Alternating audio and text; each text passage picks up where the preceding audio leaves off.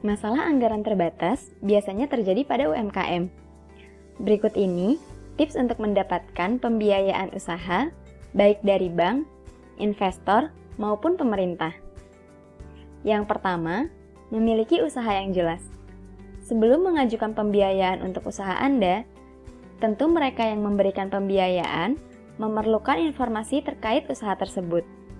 Artinya, usaha Anda bukan baru didirikan, tetapi sudah berjalan setidaknya 12 bulan aktif dan memiliki laba bersih.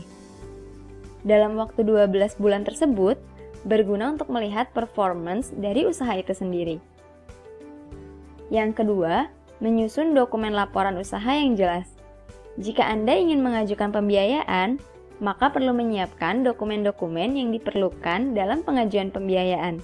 Salah satunya, menyusun dokumen laporan usaha Anda. Buat proposal yang lengkap, rapi, dan menarik untuk dilihat. Proposal tersebut juga harus berisi mengenai informasi usaha, visi misi usaha, laporan keuangan, serta informasi penting lainnya.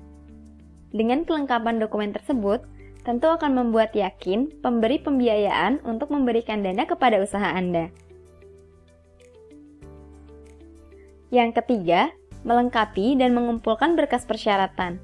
Setelah melengkapi berkas, saatnya untuk mengumpulkan berkas persyaratan yang diminta agar proses pengajuan pembiayaan dapat diproses lebih cepat. Berkas persyaratan itu juga dapat dikirim ataupun diupload secara online tergantung dari pilihan atau fasilitas yang disediakan oleh pemberi pembiayaan.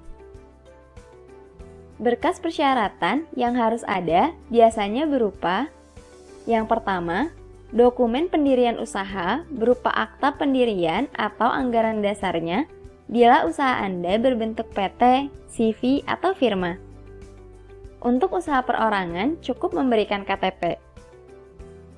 Yang kedua, laporan keuangan tahunan sederhana paling tidak 1 tahun terakhir mencangkup laporan laba rugi.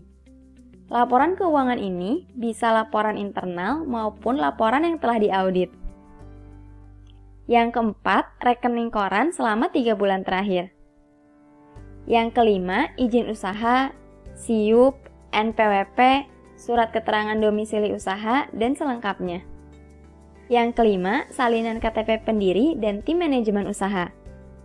Setelah melengkapi persyaratan di atas, jangan lupa dipastikan kembali untuk mengecek ulang dan memastikan semuanya sudah lengkap. Yang keempat, mengajukan agunan atau tanpa agunan. Penyertaan agunan maupun tanpa agunan ini akan berpengaruh dengan kelayakan pembiayaan beserta risikonya. Umumnya, apabila menggunakan agunan, tentu akan meminimalisir risiko dari pembiayaan tersebut. Biasanya, agunan yang diminta oleh bank adalah fixed asset, berupa tanah dan bangunan.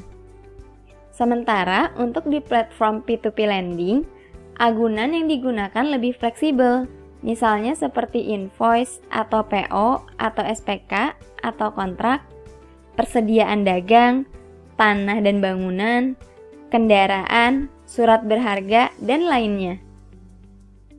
Sebenarnya, keperluan-keperluan yang terkait dengan pembiayaan ini sudah kita pelajari sebelumnya. Sekarang waktunya Anda untuk mulai mengaplikasikannya dan mendapatkan pembiayaan untuk mengembangkan usaha Anda. Anda juga dapat berdiskusi dengan para mentor di komunitas UMKM ini untuk mendapatkan arahan lebih detail. Karena seringkali komunitas UMKM juga memiliki akses dan tingkat kepercayaan yang tinggi dari lembaga keuangan untuk membantu UMKM mendapatkan pembiayaan usaha.